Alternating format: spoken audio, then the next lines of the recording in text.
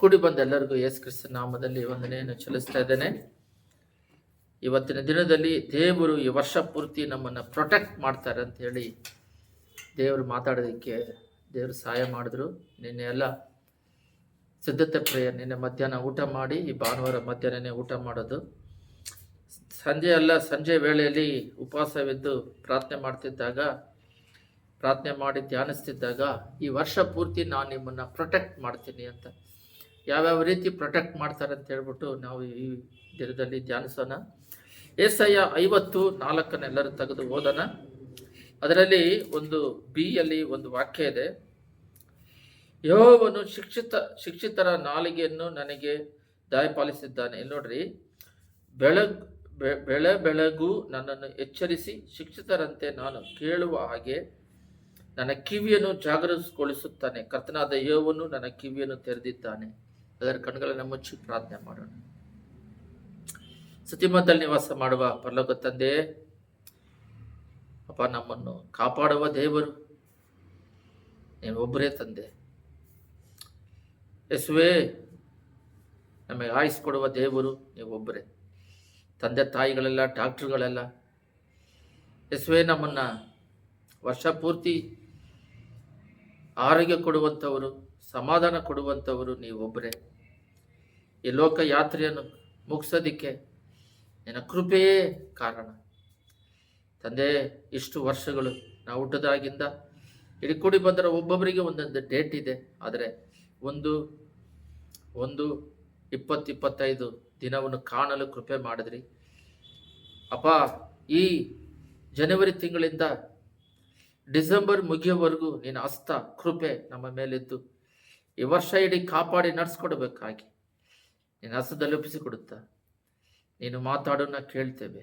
ಯೇಸುವಿನ ನಾಮದಲ್ಲಿ ಬೇಡಿ ಹೊಂದಿದ್ದೇವೆ ತಂದೆಯೇ, ಆಮೆನ್.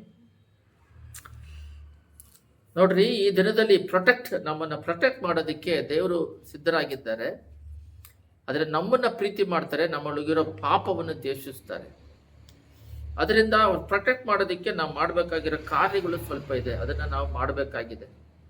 ಅದರಲ್ಲಿ ಮೊದಲನೇದಾಗಿ ಯೇಸು ಏನು ಮಾಡ್ತಿದ್ರು, ಇದು ಯೇಸು ಬಗ್ಗೆ ಪ್ರವಾದನೆ, ಯೆಶಾಯದಲ್ಲಿರುವುದು ಇದು ಯೇಸು ಬಗ್ಗೆ ಪ್ರವಾದನೆ ವಾಕ್ಯ. ಇದು ಯೇಸು ಸ್ವಾಮಿ ಏನು ಮಾಡ್ತಿದ್ರಂತೆ, ಬೆಳಗ್ಗೆ ನನ್ನನ್ನು ಎಚ್ಚರಿಸಿ, ಯೆಹೋವ ದೇವರು ಬಂದು ಬೆಳಗ್ಗೆ ಯೇಸು ಸ್ವಾಮಿಯನ್ನು ಎಚ್ಚರಿಸಿ ಅವ್ರೇನು ಮಾಡ್ತಾರೆ, ಶಿಕ್ಷಿತರಂತೆ, ಅವರು ಶಿಕ್ಷೆ ಅಂದರೆ ಸ್ಕೂಲಿಗೆ ಹೋಗಿ ನಾವು ಪಾಠ ಕಲಿತೀವಲ್ಲ, ಆ ರೀತಿ ಶಿಕ್ಷಕರಂತೆ ನಾನು ಕೇಳುವಾಗೆ ನನ್ನ ಕಿವಿಗಳನ್ನು ಜಾಗೃತಗೊಳಿಸುತ್ತಾನೆ. ಯೇಸು ಸ್ವಾಮಿ ಬೆಳಗ್ಗೆ ಹೋಗಿ ದೇವರ ಪಾದದಲ್ಲಿ ನೀವು ಅವಾಗವಾಗ ನೋಡ್ಬೋದು, ಬೆಳಗಿನ ಜಾವದಲ್ಲಿ ಯೇಸು ಸ್ವಾಮಿ ಹೋಗಿ ಪ್ರಾರ್ಥನೆ ಮಾಡ್ತಾರೆ. ಆ ರೀತಿಯಾಗಿ ಬೆಳಗ್ಗೆ ನನ್ನನ್ನು ಎಚ್ಚರಿಸಿ ಶಿಕ್ಷಿತರಂತೆ ನಾನು ಕೇಳುವಾಗೆ ನನ್ನ ಕಿವಿಗಳನ್ನು ಜಾಗೃತಗೊಳಿಸುತ್ತಾನೆ. ಬೆಳಗ್ಗೆ ಹೋಗ್ತಾರಂತೆ ಪಾಠ. ಯೆಹೋವ ದೇವರು ತನ್ನ ಮಗನಾದ ಯೇಸು ಸ್ವಾಮಿಗೆ ಪಾಠ ಏನು ಹೇಳಿ, ಈ ದಿನ ಪೂರ್ತಿ ನಾನು ಏನು ಮಾತಾಡಬೇಕು, ಜನಗಳಿಗೆ ಏನು ಮಾಡಬೇಕು, ಎಲ್ಲೆಲ್ಲಿ ಹೋಗ್ಬೇಕು ಅನ್ನೋದನ್ನ ತನ್ನ ಸ್ಕೂಲಲ್ಲಿ ಹೋಗಿ ಮಕ್ಕಳು ಯಾವ ರೀತಿ ಟೀಚರ್ ಹತ್ರ ಪಾಠ ಕಲಿತಾರೋ ಆ ರೀತಿ ಬೆಳಗ್ಗೆ ಒಂದು ದಿನ ಬೆಳೆದಂಗೆ 2 ಟೈಮ್ ಇದೆ, ಬೆಳಗ್ಗೆ ಅಂತ ಹೇಳಿ ಎಚ್ಚರಿಸಿ ಬೆಳಗ್ಗೆ ನಿದ್ದೆ ಮಾಡ್ತಿದ್ದವ್ರನ್ನ ಎಬ್ಬರಿಸ್ತಾರೆ. ಈಗಿನ ಕಾಲದಲ್ಲಿ ಮಕ್ಕಳು ಸೆಲ್ಫೋನ್ ಟೆಕ್ನಾಲಜಿ ನೋಡಿ ಬಹಳ ಜೀವಿತವನ್ನು ನಾಶನ ಮಾಡ್ಕೊಳ್ತಾ ಇದ್ದಾರೆ. ಟೆಕ್ನಾಲಜಿಯಿಂದ ಜೀವಿತನೇ ಹಾಳಾಗ್ತಾ ಇದೆ. ಏನಂದ್ರೆ, ಅವರು ಸರಿಯಾದ ಸಮಯದಲ್ಲಿ ಮಲ್ಕೊಳ್ಳೋದಿಲ್ಲ, ಸರಿಯಾದ ಸಮಯದಲ್ಲಿ ಎದ್ದೇಳೋದಿಲ್ಲ, ದೇವರಿಗೆ ಪ್ರಾಮುಖ್ಯತೆ ಕೊಡೋದಿಲ್ಲ, ಲೋಕಕ್ಕೆ ಮಾತ್ರ ಕೊಡ್ತಾರೆ. ಲೋಕ ಬಂದು ಸ್ವಲ್ಪ ದಿನ ಅದು ಅಳೆದು ಹೋಗುವಂಥದ್ದು, ಆದರೆ ಆತ್ಮ ಪ್ರಾಮುಖ್ಯವಾದದ್ದು. ಆತ್ಮಕ್ಕಿನ ಅವರು ಲೋಕದ ಅವಶ್ಯಕತೆಗಳಿಗೆ ಕೊಟ್ಟು ಬೆಳಿಗ್ಗೆ ಎದ್ದು ಪ್ರಾರ್ಥನೆ ಮಾಡೋದಿಲ್ಲ. ಇದೆಲ್ಲ ದೇವರು ಹೇಳ್ತಾರೆ, ನನ್ನ ಮಾದರಿಯನ್ನು ತೋರಿಸಿ ಹೋದೆ ಅಂತ ಹೇಳ್ಬಿಟ್ಟು ಅದೆಲ್ಲ ನಾವು ವಾಕ್ಯದಲ್ಲಿ ನೋಡಿದ್ದೇವೆ. ಯೇಸು ಸ್ವಾಮಿ ಬಂದಿದ್ದು ಅವರು ಮನುಷ್ಯನಾಗೆ ಬಂದರು, ದೇವರಾಗಿದ್ದರು ಕೂಡ ನರಾವತಾರ ಎತ್ತಿ ಬಂದರು. ಅದರಿಂದ ಅವರು ಮನುಷ್ಯನಾಗಿ ನಾವು ಏನೇನು ಸಾಧಿಸಬೇಕು ತೋರಿಸ್ಕೊಡೋಕ್ಕೆ ಬಂದಿತ್ತು.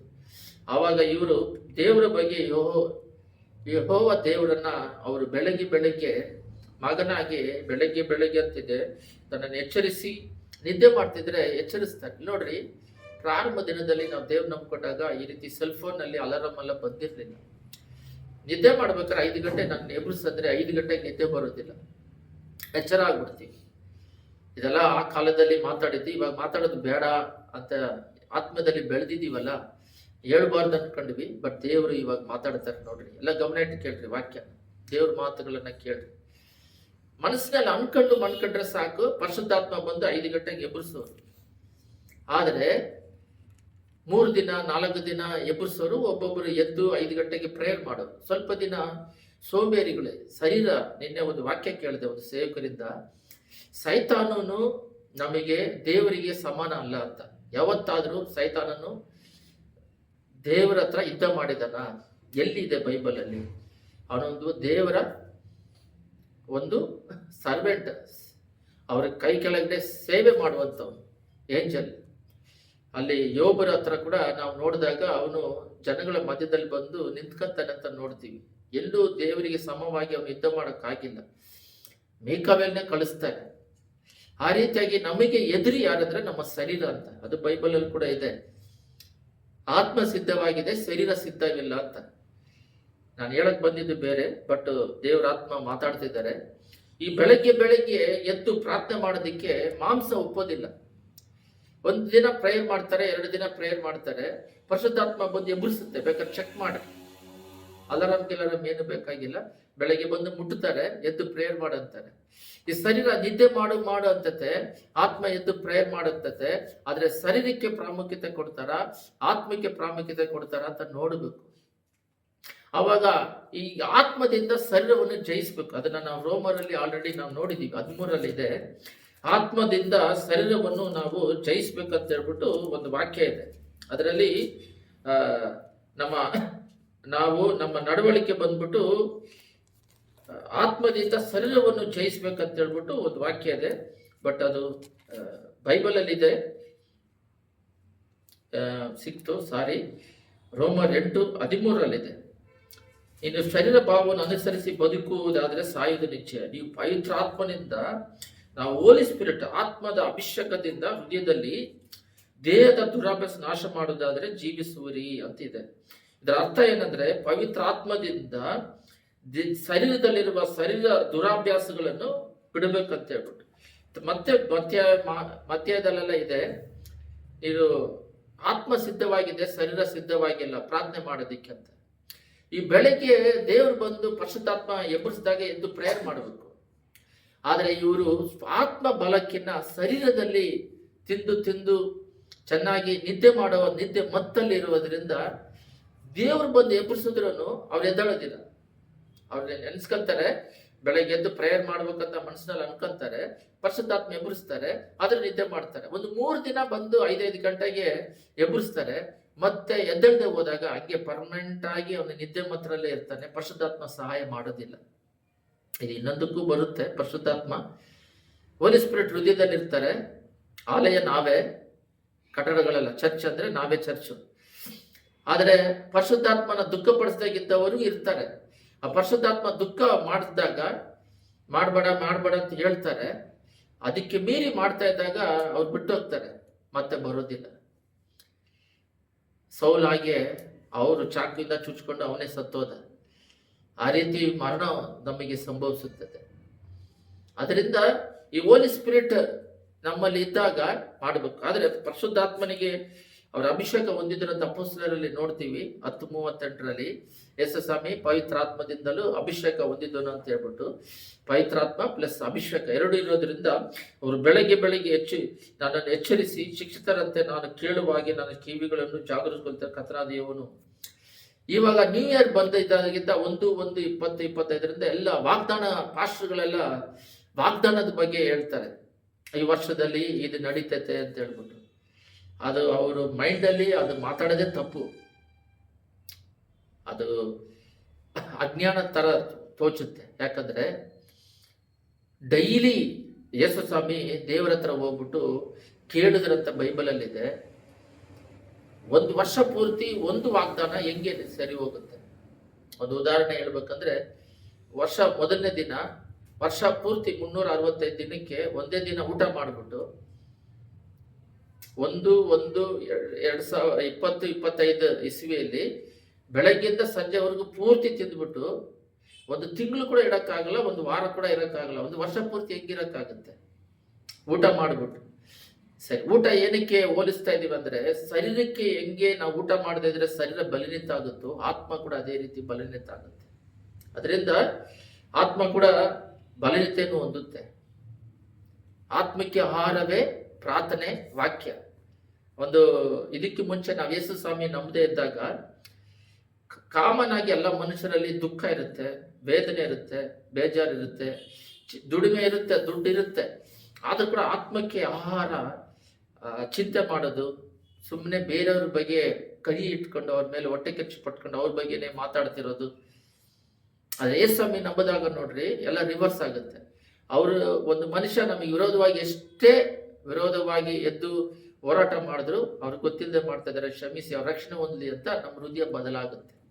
ಅವ್ರು ನಮಗೆ ನಮ್ಮಿಂದ ಅವ್ರು ಒಳ್ಳೇದು ತಗೊಂಡು ಇವಾಗ ಅವ್ರು ನಮಗೆ ವಿರೋಧವಾಗಿ ಕೇಡು ಮಾಡ್ತಾರೆ, ಆದ್ರೆ ಅವರ ಮೇಲೆ ನಮಗೆ ಕಹಿ ಅನುಭವ ಇರೋದಿಲ್ಲ. ದೇವರೇ ಅವ್ರಿಗೆ ಗೊತ್ತಿಲ್ಲದೆ ಮಾಡ್ತಾ ಇದ್ದಾರೆ ಅಂತ. ಸ್ಟೈಫಾನ ಅದೇ ರೀತಿ ಮಾಡ್ತಾರೆ, ಕಲ್ಲು ಹೊಡೆದ್ರೆ ಆ ರೀತಿ ಸ್ವಭಾವ ಬರುತ್ತೆ. ಅದರಿಂದ ನಾವು ಹೃದಯಾಂತರಾಳದಲ್ಲಿ ಈ ಕೆಟ್ಟ ಸ್ವಭಾವಗಳು, ಕೋಪ ಬರೋದು ಮತ್ತೆ ಭಯ ಬರೋದು, ಇವೆಲ್ಲ ಸ್ವಭಾವಗಳು ನೀಗುತ್ತೆ.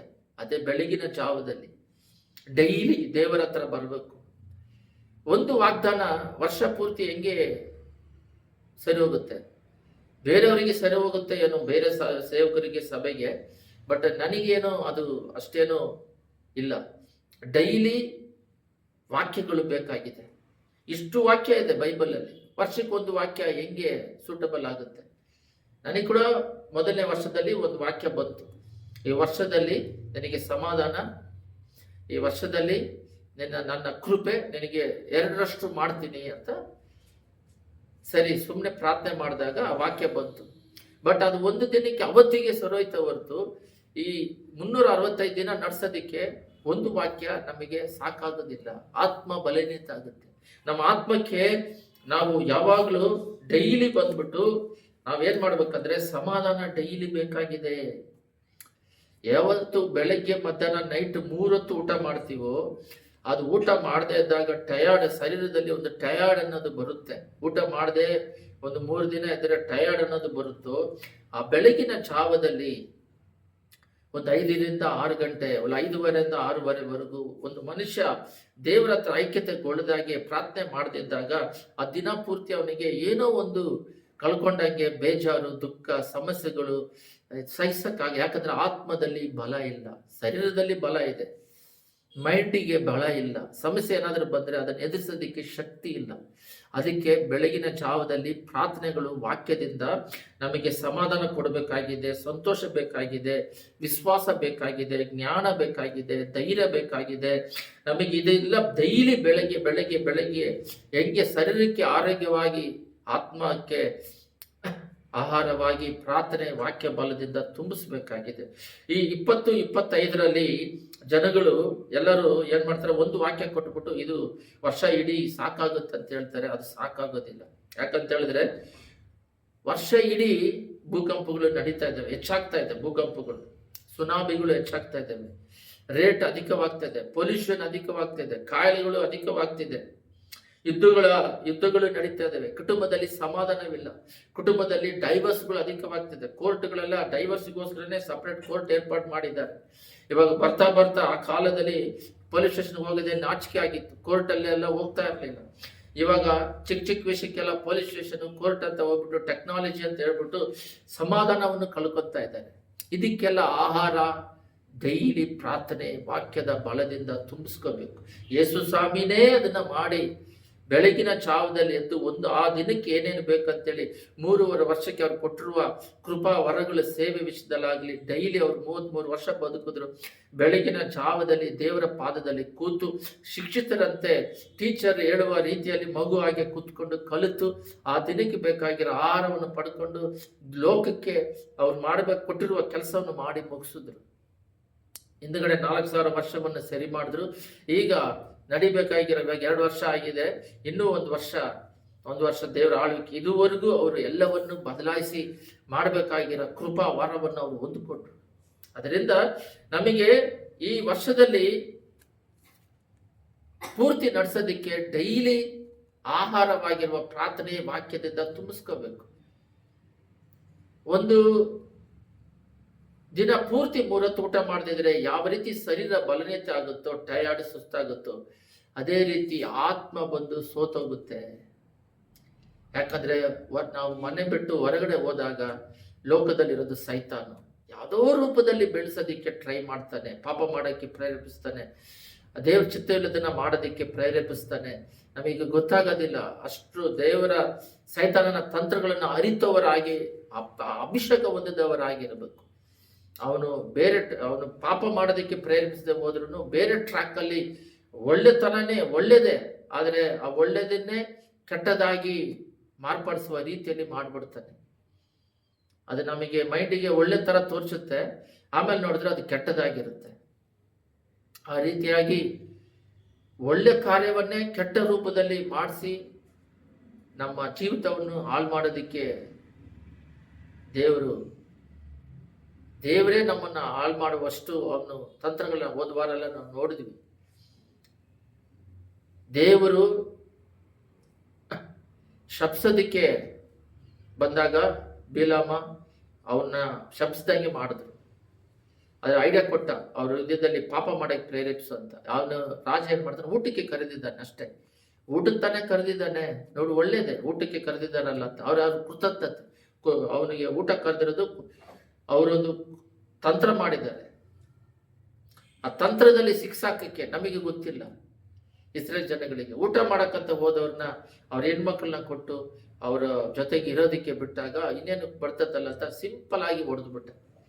ಊಟ ಮಾಡಕ್ ಕರೆದಿರೋದು ಒಳ್ಳೇದೇ, ಬಟ್ ಅಲ್ಲಿ ಊಟಕ್ಕೆ ಹೋಗ್ಬೇಕಾ ಬೇಡ ಅನ್ನೋದನ್ನ ನಾವು ತಿಳಿದಿರಬೇಕು. ಆ ರೀತಿಯಾಗಿ 1 ವರ್ಷ ಪೂರ್ತಿ ನಾವು ದೇವರಲ್ಲಿ ಬೆಳೆದು ಫಲ ಕೊಡೋದಿಕ್ಕೆ ನಮಗೆ ಡೈಲಿ ಆಹಾರಕ್ಕಿಂತ ಹೆಚ್ಚಾಗಿ ಬೈಬಲ್ ಹೇಳುತ್ತೆ. ಯೆಸ್ಸಮಿ 40 ದಿನ ಉಪವಾಸ ಇದ್ದಾಗ ಮನುಷ್ಯ ರೊಟ್ಟಿ ತಿಂದ ಮಾತ್ರದಿಂದ ಬದುಕುದಿಲ್ಲ. ಸೈತಾನ ಹೇಳ್ತಾನೆ, ಉಪವಾಸ ಇದೆಯಲ್ಲ, ಕಳ್ಳನ ರೊಟ್ಟಿ ಮಾಡಿದ ಮನುಷ್ಯ ರೊಟ್ಟಿ ತಿಂದ ದೇವರ ಮಾತಿನಿಂದ ಬದುಕ್ತಾನೆ. ಅದು ನನ್ನ ಜೀವಿತದಲ್ಲಿ ಸತ್ಯ.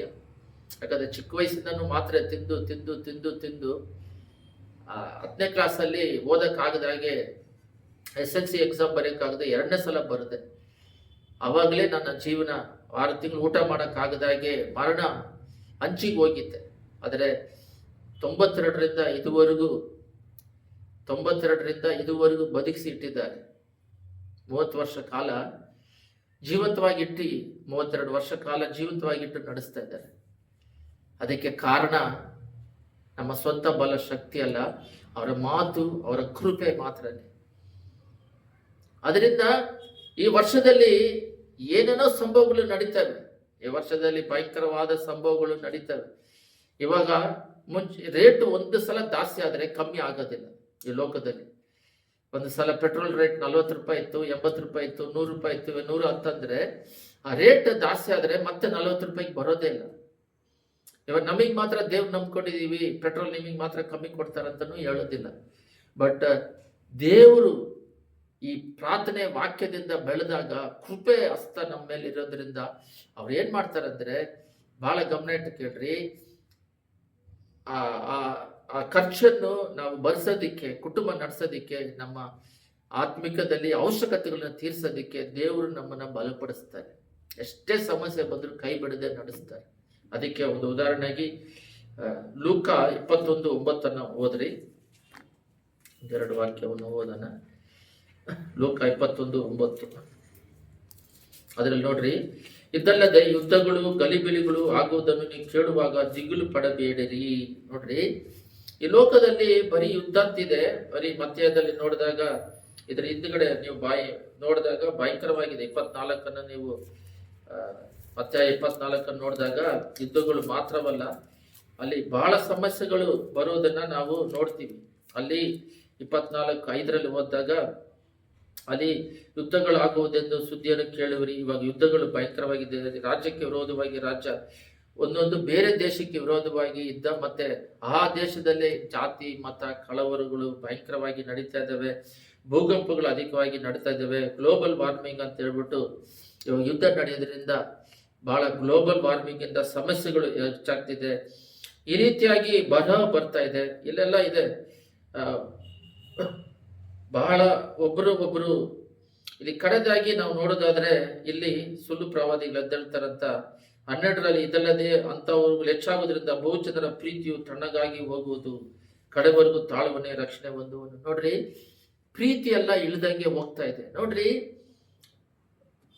ಲೂಕ 21:9 ಅಲ್ಲಿ ಏನಾಗಿದೆ ಅಂದ್ರೆ, ಯುದ್ಧಗಳು ನಡೀತವೆ, ಭೂಕಂಪಗಳು ನಡೀತಾ ಇದ್ದಾವೆ, ಬಹಳ ಬರಹಗಳು.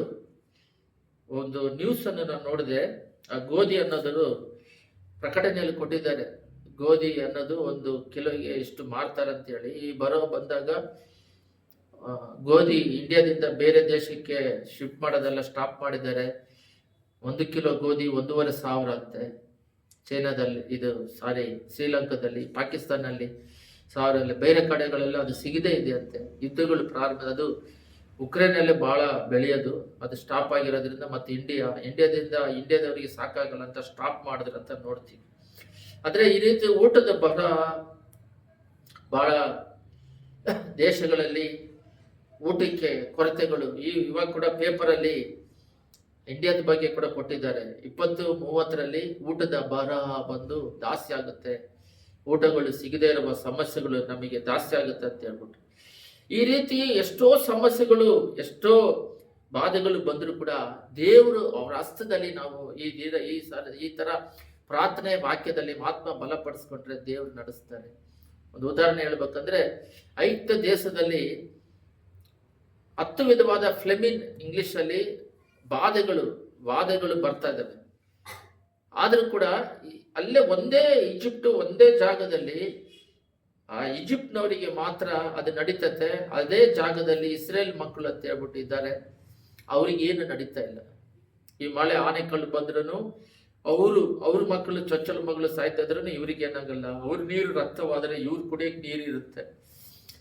ಅವ್ರ ಕುಟುಂಬಗಳಲ್ಲಿ ಕಪ್ಪೆಗಳು ಮನೆಗೆ ಬಂದ್ರೂ ಇವ್ರ ಕುಟುಂಬದಲ್ಲಿ ಏನು ಸಮಸ್ಯೆ ಬರೋದಿಲ್ಲ.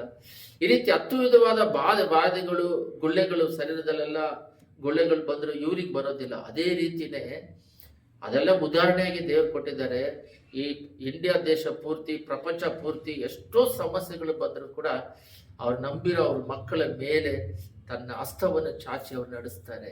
ಅವ್ರು ಯಾವತ್ತೂ ಕೊರತೆಗಳಲ್ಲಿ ಬಿಡೋದಿಲ್ಲ. ಒಂದು ಉದಾಹರಣೆ ಹೇಳ್ಬೇಕಂದ್ರೆ, 70ನೇ ಇಸ್ವಿಯಲ್ಲಿ ಇಸ್ರೇಲ್ ಸೀಸರ್ ಟೈಟಸ್ ಅದನ್ನ ನಿರ್ಮೂಲ ಮಾಡ್ತಾರೆ ರೋಮಿಂದ. ಸಂಪೂರ್ಣವಾಗಿ ಆ ಗೋಡೆ ಎಲ್ಲ ಒಡೆದು ಹೊರಗಡೆ ನಿಂತಿರ್ತಾರೆ. ಅವ್ರ ಕೋಟೆನ ಮುಚ್ಚಿರ್ತಾರೆ, ಇಸ್ರೇಲ್ ಕೋಟೆನ. ಆವಾಗ ಒಳಗಡೆ ಹೋಗೋದಕ್ಕೆ ಅನ್ನಪಾನಗಳು ಹೊರಗಡೆ ಹೋಗದಂಗೆ ಸ್ಟಾಪ್ ಮಾಡಿಸ್ತಾರೆ. ಫಸ್ಟ್ ಯುದ್ಧ ಮಾಡೋದಕ್ಕೆ ಮುಂಚೆ ಆ ಒಳಗಿರೋದೆಲ್ಲ ಖಾಲಿ ಆಗೋದಕ್ಕೆ ಬಿಡ್ತಾರೆ. ಖಾಲಿ ಆದ್ಮೇಲೆ ಊಟಕ್ಕೆ ಇಲ್ದೇ ಇದ್ದಾಗ ಹೆಂಗು ಹೊರಗಡೆ ಬರಬೇಕು, ಊಟ ಇಲ್ದ ಕಷ್ಟಪಡ್ತಿದ್ದಾಗ ಅವನ ಒಳಗೆ ನುಗ್ಗಿ ಸಾಯಿಸೋದಕ್ಕೆ ಹೋಗ್ತಾರೆ. ಅವಾಗ ಒಬ್ರು ಸಿಲಸ್ ಜೋಸಫ್ ಅಂತ ಹೇಳ್ಬಿಟ್ಟು ಒಂದು ಬುಕ್ಕಲ್ಲಿ ಬರೆದಿದ್ದಾರೆ. ಅವ್ರೇನ್ ಬರೆದಿದ್ದಾರೆ ಅಂತ ಹೇಳಿದ್ರೆ, ಅಲ್ಲೇ ದೇವರು ಒಂದು ಗಿಡನ ಎಬ್ಬರಿಸಿದ್ರಂತೆ. ಅದು ಹಣ್ಣು ಅದನ್ನ ತಿಂದು ಅವರು ಸ್ವಲ್ಪ ಬಲ ಹೊಂದಿದ್ರು ಅಂತ ಹೇಳ್ಬಿಟ್ಟು ಅದರಲ್ಲಿ ನಾವು ನೋಡ್ತೀವಿ. ಏನಂದ್ರೆ, ಅವರು ಇಸ್ರೇಲ್ 70ನೇ ಇಸ್ವಿಯಲ್ಲಿ ಸಂಪೂರ್ಣವಾಗಿ ನಾಶನ ಆಯ್ತು. 1948ರಲ್ಲಿ ಹೊಸದಾಗಿ ಬಂತು, ಅದು ಬೇರೆ. ಆದರೆ ಅವರು ಚಡಿಸಲ್ಪಟ್ಟು ಮತ್ತೆ ಅಲ್ಲಿಗೆ ಬರಬೇಕು, ಪೂರ್ತಿಯಾಗಿ ಸಂಪೂರ್ಣವಾಗಿ ಅವ್ರನ್ನ ಕೊಂದಾಕ್ಬಿಟ್ರೆ ಮತ್ತೆ ಅವರು ದೇವರ ಉದ್ದೇಶಗಳು ನೆರವೇರೋದಕ್ಕೆ, ಸ್ವಲ್ಪ ಜನಗಳನ್ನ ಕಾಪಾಡೋದಕ್ಕೆ ಅಲ್ಲಿ ಹಣ್ಣುಗಳನ್ನ ಕೊಟ್ಟರು. ಇದರಲ್ಲಿ ಏನಂದ್ರೆ 3 ರಕವಾಗಿದ್ದಾರೆ. ಅನ್ಯರುಗಳು ಯೇಸುಸ್ವಾಮಿ ಮಾತು ಕೇಳಿ ಅವ್ರೆಲ್ಲರಿಗೂ ಸುವಾರ್ತೆ ಹೇಳ್ತಾರೆ. ಅವ್ರನ್ನ ಕೇಳಿ ಅವ್ರ ಹೃದಯಗಳು ತೆರೆಯಲ್ಪಟ್ಟು ದೇವ್ರ ಕಡೆ ತಿರುಗೋದು. ಒಬ್ರೊಬ್ರು ತಿರುಗೋದಿಲ್ಲ, ಅದು ಒಂದು ಗುಂಪಿದೆ. 2ನೇ ಗುಂಪು ಯೇಸುಸ್ವಾಮಿನ ನಂಬಿ ಹೆಸರಿಗೆ ಕ್ರೈಸ್ತರಾಗಿರ್ತಾರೆ, ಆದ್ರೆ ಜೀವಿತವೇ ಕ್ರೈಸ್ತರಾಗಿ ಮಾರ್ಪಡೋದಿಲ್ಲ. ಹೃದಯದಲ್ಲಿ ಯೇಸುಸ್ವಾಮಿ ಹುಟ್ಟಹಬ್ಬವನ್ನು ಆಚರಿಸಿದಾಗೆ ಹೊರಗಡೆ ತೋರಿಕೆಯಲ್ಲಿ ಆಡಂಬರದ ಕ್ರೈಸ್ತರು ಕ್ರಿಸ್ಮಸ್ ಅನ್ನು ಮಾಡುವಂತವರಾಗಿದ್ರೆ, ಹುಟ್ಟಿದರು ನನ್ನ ಹೃದಯದಿ, ಹುಟ್ಟಿದ್ರಿಂದ ಸಂತೋಷದ ನನ್ನ daily Christmas, daily Easter, daily ಪುನರುತ್ಥಾನ ಬರುವಿಕೆಗೆ ಸಿದ್ಧರಾಗುವ ಒಂದು ಹಬ್ಬ, ನಮ್ಮನ್ನು ನಾವೇ ಪರೀಕ್ಷೆ ಮಾಡಿಕೊಳ್ಳುವ ಒಂದು ಹಬ್ಬ, ಅದೇ ಪ್ರಭುರಾತ್ರಿ ಭೋಜನ ಆಚರಿಸೋದು. ಈ ರೀತಿ ಡೈಲಿ ಬೆಳಗಿನ ಜಾವದಲ್ಲಿ ಆಹಾರ ಭುಜಿಸುವ ಇದಕ್ಕಿಂತ ಹೆಚ್ಚಾಗಿ ಅವರು ಪ್ರಾಮುಖ್ಯತೆ ಕೊಡೋದು ಏನಂತ ಹೇಳಿದ್ರೆ, ಮುಖ್ಯವಾದ ಒಂದು ದಿನಕ್ಕೆ ಕೊಡ್ತಾರೆ. ಆ ಒಂದು ದಿನದಕ್ಕೆ ಪ್ರಾಮುಖ್ಯತೆ ಕೊಟ್ಟರೆ ಬೇರೆ ದಿನಗಳು ಏನಾಗುತ್ತೆ? ಅದರಿಂದ ನಾವು ದಿನಾಲೂ ಆತ್ಮಕ್ಕೆ ಬಲಪಡೋದಿಕ್ಕೆ ದೇವರು ನಾವು ಬಲಪಡ್ತಿದ್ದಾಗ ಅವ್ರ ಮಕ್ಕಳನ್ನ ಅವ್ರು ಕಾಪಾಡ್ತಾರೆ.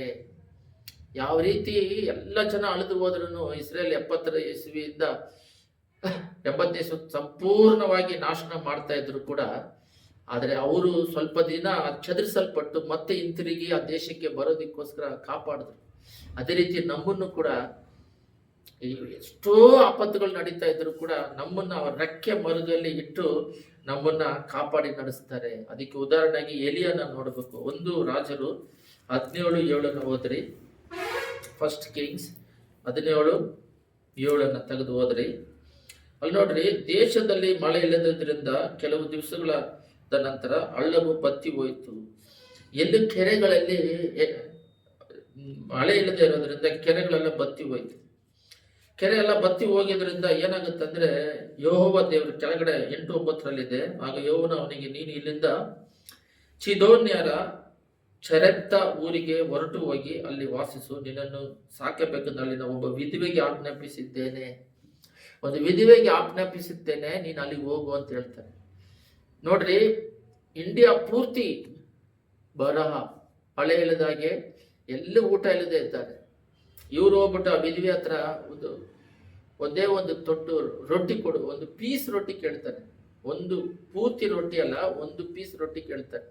ಅದಕ್ಕೆ ಆ ವಿಧವೆ ಹೇಳುತ್ತೆ, ಅಯ್ಯ, ಒಂದೇ ಒಂದು ತೊಟ್ಟು ಎಣ್ಣೆ, ಒಂದೇ ಒಂದಿಟ್ಟು ರೊಟ್ಟಿ ಇದೆ, ಒಂದು ಬರುತ್ತೆ, ಅದನ್ನ ತಿಂದು ಸಾಯದು ಬಿಟ್ರೆ ನಮಗೆ ಯಾವ ಆಧಾರವೂ ಇಲ್ಲ.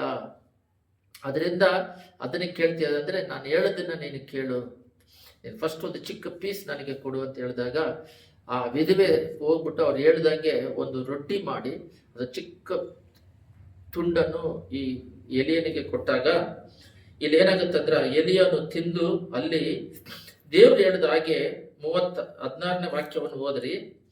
ಯೆಹೋವನು ಎಲಿಯನ ಮುಖಾಂತರವಾಗಿ ಹೇಳಿದಂತೆ ಮಡಿಕೆಯಲ್ಲಿ ಇಟ್ಟು ತೀರಲಿಲ್ಲ, ಮೋಗೆಯಲ್ಲಿದ್ದ ಎಣ್ಣೆಯು ಮುಗಿದು ಹೋಗಲಿಲ್ಲ. Praise the Lord. ದೇವರಿಗೆ ಸ್ತೋತ್ರ. ನೋಡ್ರಿ, ಎಲ್ಲ ಕಡೆನೂ ಊಟ ಇಲ್ಲ, ಬಹಳ ಕಷ್ಟ. ಮತ್ತೆ ಎಲಿಯ ಅವ್ರು ಹೇಳ್ತಾರೆ, 11ರಲ್ಲಿ ಕೂಡ ಇದೆ, ನೀನು ಬರುವಾಗ ನನಗೋಸ್ಕರ ಒಂದು ತುಂಡು ರೊಟ್ಟಿಯನ್ನು ತೆಗೆದುಕೊಂಡು ಬಾ ಅಂದನು. ಆಕೆ ಅವನಿಗೆ, ನಿನ್ನ ದೇವರಾದ ಯೆಹೋವನ ಆಣೆ, ನನ್ನ ಹತ್ತಿರ ರೊಟ್ಟಿ ಇರುವುದಿಲ್ಲ, ಮಡಿಕೆಯಲ್ಲಿ ಒಂದು ಇಡಿ ಹಿಟ್ಟು, ಹೊಗೆಯಲ್ಲಿ ಸ್ವಲ್ಪ ಎಣ್ಣೆ, ಇವುಗಳ ಹೊರತಾಗಿ ಬೇರೆ ಇರುವುದಿಲ್ಲ. ಈಗ 2 ಕಟ್ಟಿಗೆ ಅಕ್ಕಿ ನನಗೋಸ್ಕರ ನನ್ನ ಮಗನಿಗೋಸ್ಕರ ರೊಟ್ಟಿ ಮಾಡುತ್ತೇನೆ, ಅದನ್ನು ತಿಂದ ಮೇಲೆ ನಾವು ಸಾಯಬೇಕೇ ಹೊರತು ಬೇರೆ ಗತಿ ಏನಿಲ್ಲ ಅಂತ ಉತ್ತರ ಕೊಟ್ಟಲು. ನೋಡ್ರಿ, ಆಗ ಎಲಿಯನು ಆಕೆಗೆ, ಹೆದರಬೇಡ, ನೀನು ಹೇಳಿದಂತೆ ಮಾಡು, ಆದರೆ ಮೊದಲು ಅದರಿಂದ ನನಗೋಸ್ಕರ ಒಂದು ಚಿಕ್ಕ ರೊಟ್ಟಿನ ತೆಗೆದುಕೊಂಡು ಬಾ. ನೀನು ಹೇಳಿದ್ದು ಕರೆಕ್ಟೇ, ಒಂದು ರೊಟ್ಟಿ ಇದೆ, ಒಂದು ರೊಟ್ಟಿ ಮಾಡೋಕ್ಕಾಗುತ್ತೆ, ಒಂದು ಸ್ವಲ್ಪ ಎಣ್ಣಿದೆ, ಅದು ಬಿಟ್ಟು ತಿಂದ್ಮೇಲೆ ನಾವು ಸಾಯಬೇಕು. ನೀನು ಹೇಳಿದಂತೆ ಮಾಡು, ಆದರೆ ಮೊದಲು ಒಂದು ತುಂಡು ರೊಟ್ಟಿಯನ್ನು ನನಗೆ ತೆಗೆದುಕೊಂಡು ಬಾ ಅಂತ ಹೇಳ್ತಾನೆ. ತರವ ನಿನಗೂ ನಿನ್ನ ಮಗನಿಗೂ ಕೊಡು, ಫಸ್ಟ್ ನೀನು ಆದಾಗ ನಾನು ದೇಶದ ಮಳೆಯನ್ನು ಕಳಿಸುವವರೆಗೂ ನಿನ್ನ ಮಡಿಕೆಯಲ್ಲಿ ಇರುವ ಹಿಟ್ಟು ತೀರುವುದಿಲ್ಲ, ಮೋಗಿಯಲ್ಲಿರುವ ಎಣ್ಣೆಯು ಮುಗಿದು ಹೋಗುವುದಿಲ್ಲ ಎಂದು ಹೇಳಿದನು. ಅದು ಹೇಳಿದಂಗೆ 14ರಲ್ಲಿ ಹೇಳ್ತಾರೆ, ಆ ಮಳೆ ಬಂದು ತೀರೋವರೆಗೂ ಒಂದು ವಿಧವೆಯ ಮನೆಯಲ್ಲಿಟ್ಟು ಎಲಿಯನ್ನ ಪೋಷಿಸ್ತಾರೆ. ಅಂತ ದೊಡ್ಡ ದೇವರು. ನೋಡ್ರಿ, ಐಗುಪ್ತ ದೇಶದಿಂದ ಇಸ್ರೇಲ್ನ ಸಮುದ್ರವನ್ನು ದಾಟಿ ಕಾನಾನಿಗೆ ಹೋಗ್ಬೇಕಂತ ನಡೆಸಿದಾಗ ಆ ಮಕ್ಕಳಿಗೆ, ಗಂಡಸರು ಮಾತ್ರ 6 ಲಕ್ಷ ಜನ, ಮತ್ತೆ ಹೆಂಡತಿ ಮಕ್ಕಳು, ಅಷ್ಟು ಜನಗಳ 40 ವರ್ಷ ಪೋಷಿಸ್ತಾನೆ. ಮಣ್ಣಾನ ಕೊಟ್ಟು, ಎಲ್ಲ ಗಮನ ಇಟ್ಟು ಕೇಳ್ರಿ, ಮಣ್ಣಾನ ಕೊಟ್ಟು, ಆದರೆ ಮಾರನೇ ದಿನ ಇಡಬಾರ್ದು. ಮಾರನೇ ದಿನ ಇಟ್ರೆ, ಇವಾಗ ಫ್ರಿಡ್ಜ್ ಇದೆ, ಬಟ್ ಆ ಕಾಲಕ್ಕೆ ಹೇಳ್ತಾ ಇರೋದು, ಮಾರನೇ ದಿನ ಇಡಬಾರ್ದು. ಆವತ್ತಿನ ದಿನ ದೇವರನ್ನು ಆಧಾರ ಪಟ್ಟರೆ ಅವರು ದೇವರು ನಡೆಸ್ತಾರೆ ಅಂತ ಒಂದು ವಿಶ್ವಾಸ, ನಂಬಿಕೆ. ಆ 40 ವರ್ಷ ಅವರಿಗೆ ಮಣ್ಣಾನ ಕೊಟ್ಟು, ಮಾಂಸವಾಗಿ ಕಾಡೆಗಳನ್ನ ಕೊಟ್ಟು, ನೀರನ್ನು ಕೊಟ್ಟು ಪೋಷಿಸಿದ ದೇವರನ್ನ ನಾವು ಆರಾಧನೆ ಮಾಡ್ತಾ ಇದ್ದೀವಿ. ಒಂದು ಕುಟುಂಬದಲ್ಲಿ 3 ಜನಕ್ಕೆ ಊಟ ಕೊಡದಿರುವ ದೇವರನ್ನ ನಾವು ಆರಾಧನೆ ಮಾಡ್ತಾ ಇಲ್ಲ. ನಾವು ಆರಾಧಿಸ್ತಿರುವ ದೇವರು ಸೃಷ್ಟಿಕರ್ತನು, ದೊಡ್ಡ ದೇವರು, ಅವ್ರು ಭಯಂಕರವಾದ ದೇವರು. ಏನು ಇಲ್ಲದೆ ಇದ್ದಾಗ ಬಂಡೆಗಳಿಂದನೂ ಮೋಸೆ ಮೂಲಕ ನೀರನ್ನು ತರಿಸಿಕೊಡುವ ದೇವರು, ಸೃಷ್ಟಿ ಭಯಂಕರವಾದ ದೇವರು. ಎಷ್ಟು ದೊಡ್ಡ ಬಹಾರಾಹ ಬಂದ್ರೂ, ಎಣ್ಣೆ ಇಲ್ಲ, ರೊಟ್ಟಿ ಇಲ್ಲ ಅಂದ್ರೂ, ಒಂದು ವಿಧವೆ ಮನೆಯಲ್ಲಿ ಏಲಿಯನ್ನ ಪೋಷಿಸೋದಕ್ಕೆ ಎಲ್ಲ ಕಡೆ ಇಲ್ಲದಿದ್ರು ಪೋಷಿಸ ದೇವರು, ದೇವರ ಮಕ್ಕಳಿಗೆ. ಆದರೆ ಮೊದಲನೇದಾಗಿ ದೇವರ ಪಾದದಲ್ಲಿ ಬಿದ್ದು ಬೆಳಗಿನ ಜಾವದಲ್ಲಿ ಒಂದು ಸೀಕ್ರೆಟ್ ಏನಂದ್ರೆ, ಬೆಳಗಿನ ಜಾವದಲ್ಲಿ ದೇವರ ಪಾದದಲ್ಲಿ ಬಿದ್ದು ತನ್ನನ್ನು ತಗ್ಗಿಸಿಕೊಳ್ಳಬೇಕು. ಲೋಕದಲ್ಲಿ ನಾವು ಬೆಳಕು ಉಪ್ಪಾಗಿ ನಾವು ಲೋಕವನ್ನು ಜಯಿಸುವರಾಗ್ತೀವಿ. ಬೇರೆಯವರು ಏನ್ ಮಾಡ್ತಾರೆ, ದೇವರ ಹತ್ರ ಬಿಟ್ಬಿಟ್ಟು ದೇವರಿಗೆ ಎದೆ ತೋರಿಸ್ತಾರೆ. ಜನಗಳ ಮಧ್ಯದಲ್ಲಿ ತನ್ನಂತಾನೆ ಹೆಚ್ಚಿಸಿಕೊಂಡು, ತನ್ನಂತಾನೆ ದೊಡ್ಡ ಬೂಸ್ಟ್ ಮಾಡಿಕೊಂಡು, ತನ್ನ ಹೆಸರಿಗೋಸ್ಕರ, ಪ್ರಖ್ಯಾತಿಗೋಸ್ಕರ ಮಾಡ್ತಾರೆ. ಯಾವತ್ತಿದ್ರು ಡೇಂಜರು, ಒಂದಲ್ಲ ಒಂದು ದಿನ ಆಪತ್ತಿಗೆ ಬೀಳ್ತಾರೆ. ಅವ್ರಿಗೆ ವೇದನೆ ಇರುತ್ತೆ, ಸಮಸ್ಯೆ ಇರುತ್ತೆ, ಕುಟುಂಬದಲ್ಲಿ ಹೋರಾಟ ಇರುತ್ತೆ, ಅವ್ರ ಕುಟುಂಬದಲ್ಲಿ ನೆಮ್ಮದಿ ಇರಲ್ಲ, ದುಡ್ಡಿದ್ರೆ ಸಮಾಧಾನ ಇರೋದಿಲ್ಲ, ವ್ಯಾಧಿಗಳಿರ್ತವೆ, ಕುಟುಂಬದಲ್ಲಿ ಜಗಳಗಳಿರ್ತವೆ. ಬರೀ ದುಡ್ಡು ಎಲ್ಲವನ್ನು ಪೂರೈಸೋದಿಲ್ಲ. ದುಡ್ಡು ಸಮಾಧಾನ ಕೊಡಲ್ಲ, ಆರೋಗ್ಯ ಕೊಡಲ್ಲ, ಆಯುಸ್ಸು ಕೊಡಲ್ಲ, ಪರಲೋಕ ರಾಜ್ಯ ಕೊಡೋದಿಲ್ಲ. ದುಡ್ಡಿಗಿನ ದೊಡ್ಡದು ದೇವರಿದ್ದು, ದುಡ್ಡಿದ್ರೆ ದೇವರಿದ್ದಾಗ ಲೌಕಿಕ ಅವಸರವಾದವನ್ನು ಅವರು ತೀರಿಸ್ತಾರೆ. ಆದರೆ ಎಲ್ಲದಕ್ಕಿಂತ ದೊಡ್ಡಾಗಿ ದೇವರು ನಮ್ಮ ಆತ್ಮದಲ್ಲಿ ಇರಬೇಕು. ಕೋವಿಡ್ ಬಂದಾಗ ಎಷ್ಟೋ ದುಡ್ಡಿರೋರು, ಒಂದು ಗ್ಯಾಸ್ ಇಲ್ಲದಾಗೆ ಎಷ್ಟೋ ದುಡ್ಡಿರೋರು ಒಂದು ಗ್ಯಾಸ್ ಇಲ್ಲದೆ ಮರಣ ಹೊಂದಿದ್ರು. ಎಷ್ಟೋ ದುಡ್ಡು ಕೊಟ್ರೇನು ಮಕ್ಕಳನ್ನ ಬದುಸಕ್ಕಾಗದೆ ಮೇಲಿಂದ ಎಷ್ಟೋ ಕೋಟ್ಯಾಧೀಶ್ವರೆಲ್ಲ ಮೇಲಿಂದ ತನ್ನ ಹೆಂಡತಿ ಮಕ್ಕಳು ಹೋದ್ರಂತ ಕೆಳಗಡೆ ಬಿದ್ದು ಆತ್ಮಹತ್ಯೆ ಮಾಡ್ಕೊಂಡ್ರು. ದುಡ್ಡಿಂದ ಎಲ್ಲ ಸಂಪಾದನೆ ಮಾಡೋಕ್ಕಾಗಲ್ಲ. ಕುಟುಂಬ ಬಂದು ದುಡ್ಡಿಂದ ನಡ್ಸಕ್ ಬರಲ್ಲ. ಸಮಾಧಾನದಿಂದ, ಐಕ್ಯತೆಯಿಂದ ನಡೆಸಬೇಕು, ವಿಧೇಯತೆಯಿಂದ ನಡೆಸಬೇಕು. ಇವಾಗ ಕುಟುಂಬಗಳು ದುಡ್ಡಿದೆ, ಆದರೆ ಸಮಾಧಾನ ಇಲ್ಲ, ನೆಮ್ಮದಿ ಇಲ್ಲ. ಅದಕ್ಕೆ ಕಾರಣ ಏನಂತ ಹೇಳಿದ್ರೆ, ದೇವರ ಪಾದದಲ್ಲಿ ಬಿದ್ದು ಈ ವರ್ಷದಲ್ಲಿ ಡೈಲಿ ಆಹಾರ ಬೇಕೆ ಹೊರತು ವರ್ಷಕ್ಕೆ ಒಂದು ದಿನ ವಾಗ್ದಾನಗಳನ್ನು ಇಟ್ಕೊಳ್ಳೋದಲ್ಲ. ಎಲ್ಲ ಸೇವಕರು ಈ ವರ್ಷದ ವಾಗ್ದಾನ, ಈ ವರ್ಷದಲ್ಲಿ ಏನ್ ನಡೀತೈತೆ, ಅದು ನಡೀತೈತೆ, ಇದು ನಡೀತೈತೆ ಅಂತಾರೆ. ಈ ಎಲ್ಲಾ ವರ್ಷದಲ್ಲಿ ನಡೆದಂಗೂ ಈ ವರ್ಷನೂ ನಡೀತೈತೆ. 24ರಲ್ಲಿ ಮೊದಲನೇ ದಿನನೇ ಜಪಾನ್ ಅಲ್ಲಿ ಭೂಕಂಪ ಬಂತು. ಆದ್ರೆ ಕಡೆಯಲ್ಲಿ ನೋಡಿದಾಗ ಅವ್ರ ಎಕಾನಮಿಕಲ್ಲಿ ಬೆಳೆದ್ರು. ಈ ವರ್ಷ 25ರಲ್ಲಿ ಕ್ಯಾಲಿಫೋರ್ನಿಯಾದಲ್ಲಿ ಇವಾಗ ಬಾಂಬ್ಗಳು, ಅಮೆರಿಕದಲ್ಲಿ ಬಾಂಬ್ಗಳನ್ನ ಇಟ್ಟಿದ್ದಾರೆ. ಸೌತ್ ಕೊರಿಯಾದಲ್ಲಿ ಒಂದು ಏರೋಪ್ಲೇನ್ ಆಕ್ಸಿಡೆಂಟ್ ಆಗಿದೆ, ಎಷ್ಟೋ ಜನ ಸತ್ತಿದ್ದಾರೆ. ಮೊದಲನೇ ನಡೀತಾ ಇರುತ್ತೆ, ಪ್ರಾರಂಭದಿಂದ ನಡೀತಾ ಇರುತ್ತೆ, ಡೈಲಿ ನಡೆಯೋ ತರನೇ ನಡೀತಾ ಇರುತ್ತೆ. ಆದ್ರೆ ಅದರ ಮಧ್ಯದಲ್ಲಿ ದೇವರು ನಮ್ಮನ್ನ ಕಾಪಾಡಿ ನಡೆಸ್ತಾರೆ. ಎಲಿಯನಾಗಿ ಇಸ್ರೇಲ್ ಮಕ್ಕಳನ್ನ ಕಾಪಾಡ್ದಾಗೆ ನಮ್ಮನ್ನ ಅವರ ರೆಕ್ಕೆ ಮರಿಗೆಯಲ್ಲಿಟ್ಟು ನಮ್ಮನ್ನ ಕಾಪಾಡ್ತಾರೆ. ನಾವು ಎದೆ ಕುಂಗಿ ಹೋಗ್ಬಾರ್ದು. ಅದನ್ನೇ ಲೋಕದಲ್ಲಿ ಹೇಳ್ದಾಗೆ ಯುದ್ಧಗಳು, ಗಲಿಬಿಳಿಗಳು ಎಲ್ಲ ಆಗೋದನ್ನ ಕೇಳ್ತೀರಾ ನೀವು. ಅದರಿಂದ ನೀವು ಹೆದರಬೇಡಿರಿ, ಕುಂಗಿ ಹೋಗಬೇಡಿರಿ, ನಾನು ನಿಮ್ಮನ್ನ ನಡೆಸ್ತೀನಿ ಅಂತ ಹೇಳ್ಬಿಟ್ಟು ಎಲ್ಲ ಕಾಲದಲ್ಲಿ ನಡೆದಾಗಿ ನಡೆಸಿ ಕೋವಿಡ್ ಅನ್ನು ದಾಟಿ ಬರೋದಕ್ಕೆ ದೇವ್ರು ನಮಗೆ ಸಹಾಯ ಮಾಡಿದ್ರು. ಅದಕ್ಕೆ ಅವರ ಕೃಪೆಯೇ ನಮಗೆ ಕಾರಣ, ನಮ್ಮ ಸ್ವಂತ ಬಲ ಶಕ್ತಿಯಿಂದ ಅಲ್ಲ. ದೇವರನ್ನು ಆದುಕೋಬೇಕು. ದೇವರು ಆದುಕೊಂಡಾಗ, ರಕ್ತದ ಮರಿಗೆಯಲ್ಲಿ ನಾವಿದ್ದಾಗ ದೇವರು ನಮ್ಮನ್ನ ನಡೆಸ್ತಾರೆ. ಅದನ್ನು ಬಿಟ್ಟು ನಾವು ಸ್ವಂತ ಬಲ ಶಕ್ತಿಯನ್ನು ಉಪಯೋಗಿಸಿದ್ರೆ ಏನು ಮಾಡೋಕ್ಕಾಗೋದಿಲ್ಲ. ಈ ಲೋಕ ಇವಾಗ ಬರ್ತಾ ಬರ್ತಾ ರೇಟು ಜಾಸ್ತಿ ಆಗ್ತಾ ಇದೆ, ಯುದ್ಧಗಳು ಅಧಿಕವಾಗ್ತಾ ಇದೆ, ಭೂಕಂಪಗಳು ಅಧಿಕವಾಗ್ತಾ ಇದೆ, ಕುಟುಂಬದಲ್ಲಿ ಸಮಸ್ಯೆಗಳು, ವ್ಯಾಧಿಗಳು, ನೆಮ್ಮದಿ ಇಲ್ಲದೆ ಕಾಲ ಅಧಿಕವಾಗ್ತಾ ಇದೆ. ಎಲ್ಲರೂ ಸೆಲ್ಫೋನಿಗೆ ಹೋಗ್ಬಿಟ್ಟಿದ್ದಾರೆ, ಯೂಟ್ಯೂಬಿಗೆ, ಟಿವಿ, ಲೋಕದ ಮೇಲೆ ಮೋಹದಲ್ಲಿ ಹೋಗಿದ್ದಾರೆ. ಅದರಿಂದ ಟೆಕ್ನಾಲಜಿ ಇನ್ನೇನೋ ಒಬ್ಬ ನೋಡಿದೆ, ಟೆಕ್ನಾಲಜಿ ಒಬ್ಬನ ಕೊಂದಾಕ್ಬಿಟ್ಟಿದೆ ಅಂತ ಹೇಳ್ಬಿಟ್ಟು. ಇದರಿಂದ ಎಲ್ಲರೂ ಲೋಕದ ಮೋಹಕ್ಕೆ ಹೋಗಿ, ಲೋಕದ ಪ್ರೀತಿ ಮಾಡಿ, ಲೋಕದ ಅವಶ್ಯಕತೆಗಾಗಿ ಹೋಗಿದ್ರಿಂದ ಯಾರ ಹೃದಯದಲ್ಲೂ ಸಮಾಧಾನವಿಲ್ಲ. ದೇವರು ನಮ್ಮನ್ನ ಸೃಷ್ಟಿ ಮಾಡಿ ಲೋಕದಲ್ಲಿ ಇಟ್ಟಿದ್ದು ಒಂದೇ ಒಂದು ಬಾಳು. ಅದನ್ನ ಚೆನ್ನಾಗಿ ಸಮಾಧಾನದಿಂದ ಕುಟುಂಬದಲ್ಲಿ ಐಕ್ಯತೆಯಿಂದ ಬಾಳಿ ನಾವು ಪರಲೋಕ ರಾಜ್ಯಕ್ಕೆ ಸಿದ್ಧರಾಗಬೇಕು. ಇತರನ್ನ ಪರಲೋಕ ರಾಜ್ಯಕ್ಕೆ ಸಿದ್ಧ ಮಾಡಿ ಕರ್ಕೊಂಡು ಹೋಗ್ಬೇಕು ಹೊರತು ಈ ಪಾಪದ ಮೋಹದಲ್ಲಿ ಬಿದ್ದು ಈ ಲೋಕ ನೋಡ್ರಿ, ಯೇಸು ಸ್ವಾಮಿ ಸೈತಾನ್ ಬಂದ್ಬಿಟ್ಟು ಶೋಧಿಸಿದಾಗ ಕಡೆದಾಗಿ ಅವನು ಹೇಳ್ತಾನೆ, ನನಗೆ ಕಾಲಿಗೆ ಬಿದ್ದರೆ ಲೋಕವೆಲ್ಲ ನಿನಗೆ ಕೊಡ್ತೀನಿ ಅಂತ ಹೇಳ್ತಾನೆ. ಅವಾಗ ಸೈತಾನನೇ ಹೋಗಂತಾರೆ. ಅವರು ಸಿಲುಬೆಯಲ್ಲಿ ರಕ್ತ ಸುರಿಸಿ ಆ ಲೋಕವನ್ನು ಜಯಿಸ್ತಾನೆ. ದೇವರು ಆದಾಮಿಗೆ ಕೊಟ್ಟಾಗ ಆದಾಮ್ ಬಂದ್ಬಿಟ್ಟು ಸೈತಾನಿಗೆ ಕೊಟ್ಟಿರ್ತಾನೆ. ಆದರೆ ಆ ಸೈತಾನ್ ಯಾವಾಗಲೂ ನಾನು ಪರಲೋಕ ರಾಜ್ಯ ಕೊಡ್ತೀನಿ, ನನಗೆ ಕಾಲಿಗೆ ಬೀಳುವಂತ ಯೇಸು ಸ್ವಾಮಿನ ಕೇಳಿಲ್ಲ.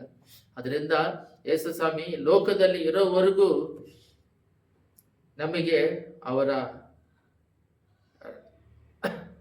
ಯಾವ ರೀತಿ ಇಸ್ರೇಲ್ ಜನಗಳಿಗೆ ಹಗಲೊತ್ತಿನಲ್ಲಿ ಮೇಘಸ್ತಂಭ, ರಾತ್ರಿಯಲ್ಲಿ ಅಗ್ನಿಸ್ತಂಭವಾಗಿ ಕಾಪಾಡಿದ್ರು, ಲೋಕದಲ್ಲಿ ಇರೋವರೆಗೂ ಅವರ ರೆಕ್ಕೆ ಮರಿಗಲ್ಲಿ ನಮ್ಮನ್ನು ಕಾಪಾಡ್ತಾರೆ.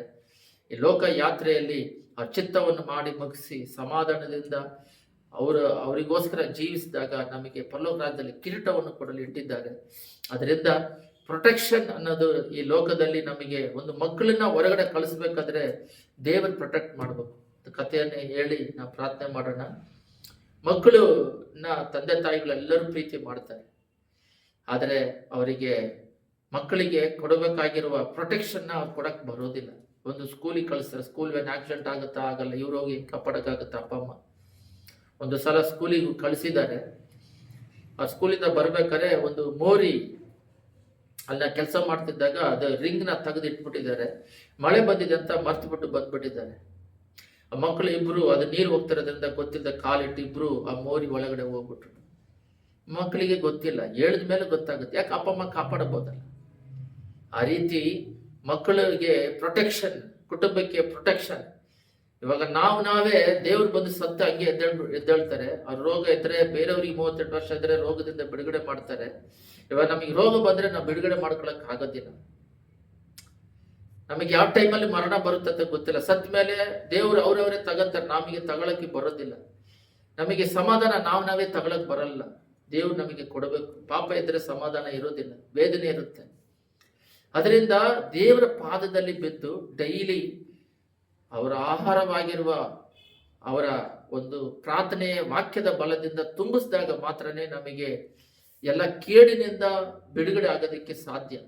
ಇವಾಗ ಸೇವಕರಿಗೆಲ್ಲ ದೊಡ್ಡ ಗುಂಪು ನಿಮಗೆ ಈ ವರ್ಷದಲ್ಲಿ ಅದಾಗುತ್ತೆ, ಇದಾಗುತ್ತೆ, ಇದಾಗುತ್ತೆ, ಅದಾಗುತ್ತೆ ಅಂತ ಹೇಳ್ತಾರೆ.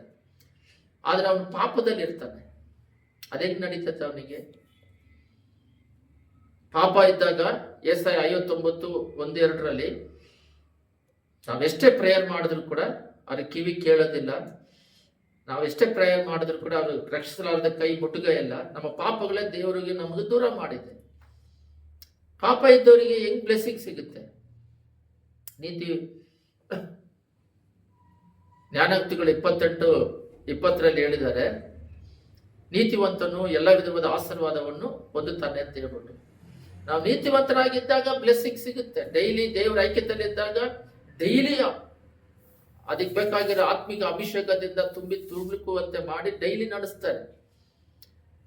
ಅದರಿಂದ ಒಂದೇ ಸಮನೆ ಒಂದು ವಾಗ್ದಾನ ಕೊಟ್ಬಿಡೋದಾಗ್ಲಿ, ಈ ವರ್ಷ ಪೂರ್ತಿ ನಿಮಗೆ ಹಿಂಗಾಗುತ್ತೆ ಹಂಗಾಗುತ್ತೆ ಅಂದ್ರೆ ಪಾಪದಲ್ಲಿ ಇದ್ದಾರೆ. ಆ ಪಾಪವನ್ನು ಸರಿ ಮಾಡ್ಕೊಂಡ್ರೆ ಅವರಿಗೆ ಬ್ಲೆಸ್ಸಿಂಗ್ ಬರುತ್ತೆ. ಅದೆಂಗ್ ವಾಗ್ದಾನ ನೆರವೇರುತ್ತೆ? ಜನಗಳನ್ನ ತಪ್ಪು ದಾರಿಯಲ್ಲಿ ನಡೆಸೋದಾಗಲಿ ಮಾಡದ ಹಾಗೆ ಈ ವಾಕ್ಯ ಭಾಗ ದೇವರು ಮಾತಾಡಿದ ಹಾಗೆ ಅವ್ರು ನಮಗೆ ಪ್ರೊಟೆಕ್ಷನ್ ಬೇಕಂದ್ರೆ ಬೆಳಗಿನ ಜಾವದಲ್ಲಿ ಊಟ ಮಾಡ್ತೀವೋ ಊಟ ಮಾಡೋದಿಲ್ವೋ ಎಲ್ಲ ಕಮಿಟ್ಮೆಂಟ್ ಮಾಡ್ರಿ. ಅದಕ್ಕಿಂತ ಹೆಚ್ಚಾಗಿ ದೇವರ ಪಾದದಲ್ಲಿ ಬೆಳಗಿನ ಜಾವದಲ್ಲಿ ಬಿದ್ದು ಪ್ರಾರ್ಥನೆ ಮಾಡೋದಕ್ಕೆ ಒಪ್ಪಿಸಿಕೊಡ್ರಿ. ಲೋಕವನ್ನು ಮಾಂಸದಲ್ಲಿ ರಕ್ತದಲ್ಲಿ ಜಯಿಸಕ್ಕಾಗಲ್ಲ, ಸೈತಾನನ ಜಯಿಸಕ್ಕಾಗೋದಿಲ್ಲ. ಯಾಕಂದ್ರೆ ನಮಗೆ ಅಷ್ಟು ಶಕ್ತಿ ಇಲ್ಲ. ದೇವರಾತ್ಮ ನಮ್ಮಲ್ಲಿದ್ದಾಗ ಲೋಕದಲ್ಲಿರುವ ಸೈತಾನನ ಜಯಿಸಬಹುದು. ಅನ್ನು ಪಾಪ ಮಾಡೋದಕ್ಕೆ ಪ್ರೇರೇಪಿಸಿದಾಗ ನಾವು ಬಿದ್ದೋಗ್ತೀವಿ. ಯಾಕಂದ್ರೆ ಆತ್ಮಿಕದಲ್ಲಿ ದೇವರ ಬಲ, ದೇವರ ಆತ್ಮ ನಮ್ಮಲ್ಲಿ ಇರೋಲ್ಲ. ದೇವರ ಆತ್ಮ ಇದ್ದಾಗ ಪರಿಶುದ್ಧಾತ್ಮ ಸಹಾಯದಿಂದ ಅವನ್ನ ದೂರ ಓಡಿಸ್ತೀವಿ. ನಮ್ಮಿಂದಲ್ಲ, ಬೇರೆಯವರಿಂದನೂ ಓಡಿಸ್ಬೋದು.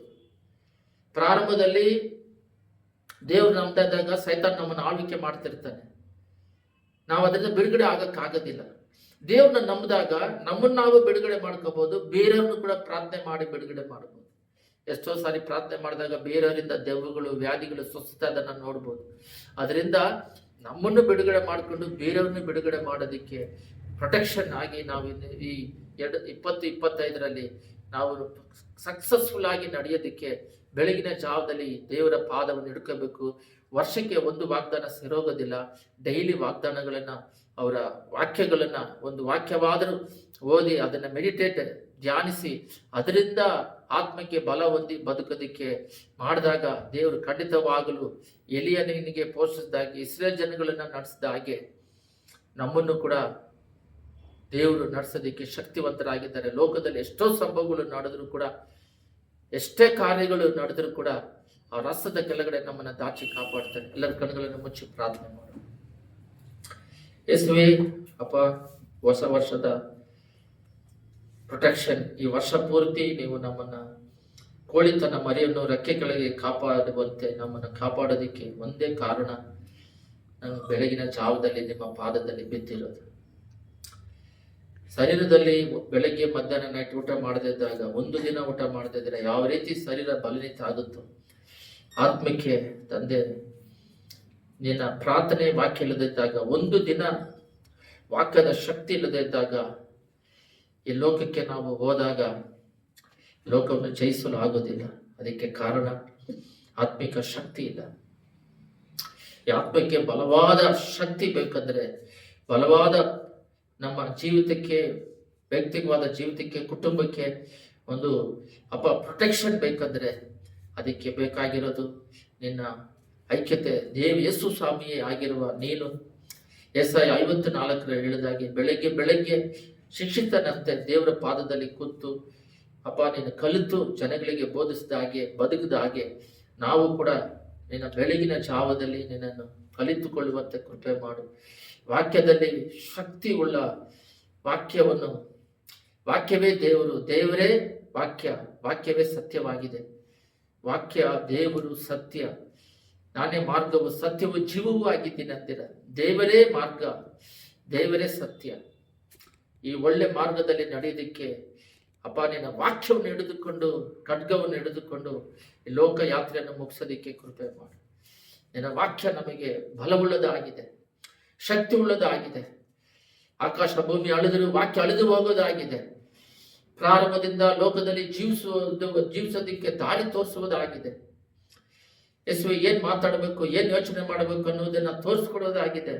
ಇಲ್ಲಿವರೆಗೂ ಏನ್ ನಡೀತಾ ಇದೆ, ಮತ್ತೆ ಏನ್ ನಡೀತಾ ಇದೆ ಅನ್ನೋದನ್ನ ಕೂಡ ವಾಕ್ಯದಲ್ಲಿ ಕೊಟ್ಟಿದ್ದೀರಾ. ನಾವು ಗಲಿಬಿಲಿಯಲ್ಲಿ ಇಳಿದ ಹಾಗೆ ಸ್ಪಷ್ಟವಾಗಿ ಜೀವಿಸೋದಕ್ಕೆ ನಮ್ಮನ್ನು ಇಟ್ಟಿದ್ದೀರಾ. ಚಂಚಲ ಮನಸ್ಸನ್ನು ತೆಗೆದಾಕಿ ಸ್ಪಷ್ಟತೆ ಉಳ್ಳವರಾಗಿ ಜೀವಿಸಲು ವಾಕ್ಯ ಭಾಗವನ್ನು ಕೊಟ್ಟಿದ್ದೀರಾ. ಭಯದಿಂದ ಜೀವಿಸೋದಿಕ್ಕಲ್ಲ ಯೇಸುವೆ, ವಿಶ್ವಾಸದಿಂದ ಜೀವಿಸೋದಿಕ್ಕೆ, ಜ್ಞಾನದಿಂದ, ಪವಿತ್ರಾತ್ಮನ ಅಭಿಷೇಕದಿಂದ ಪರಿಶುದ್ಧವಾಗಿ ಸಮಾಧಾನವಾಗಿ ಜೀವಿಸೋದಿಕ್ಕೆ ನಿನ್ನ ವಾಕ್ಯ ಭಾಗಗಳನ್ನು ನಮಗೆ ಕೊಟ್ಟಿದ್ದೀರಾ. ಇದರಿಂದ ನಾವು ಈ ಲೋಕಯಾತ್ರೆಯನ್ನು ಮುಗಿಸಲು ಕೃಪೆ ಕೊಡಬೇಕಾಗಿ, ಬಂದಿರೋ ಪ್ರತಿಯೊಬ್ಬರನ್ನು ಆಶೀರ್ವದಿಸಬೇಕಾಗಿ, ಯೂಟ್ಯೂಬ್ ಇಂದ ಕೇಳುವ ಪ್ರತಿಯೊಬ್ಬರನ್ನು ಯೇಸುವಿನ ನಾಮದಲ್ಲಿ ಆಶೀರ್ವದಿಸಬೇಕಾಗಿ, ಆತ್ಮಿಕ ಆಶೀರ್ವಾದದಲ್ಲಿ ಈ ವರ್ಷದಲ್ಲಿ ಅಭಿವೃದ್ಧಿ ಹೊಂದಬೇಕಾಗಿ, ಈ ವರ್ಷದಲ್ಲಿ ದೊಡ್ಡ ಆತ್ಮಿಕ ಬಲದಿಂದ ಲೋಕವನ್ನು ಜಯಿಸಲು ಕೃಪೆ ಕೊಡಬೇಕಾಗಿ, ಆತ್ಮೀಯ ಶಕ್ತಿ ಹೆಚ್ಚಾಗಬೇಕಾಗಿ ಯೇಸುವಿನ ನಾಮದಲ್ಲಿ ಬೇಡಿ ಹೊಂದಿದ್ದೇನೆ ತಂದೆಯೇ, ಆಮೆನ್.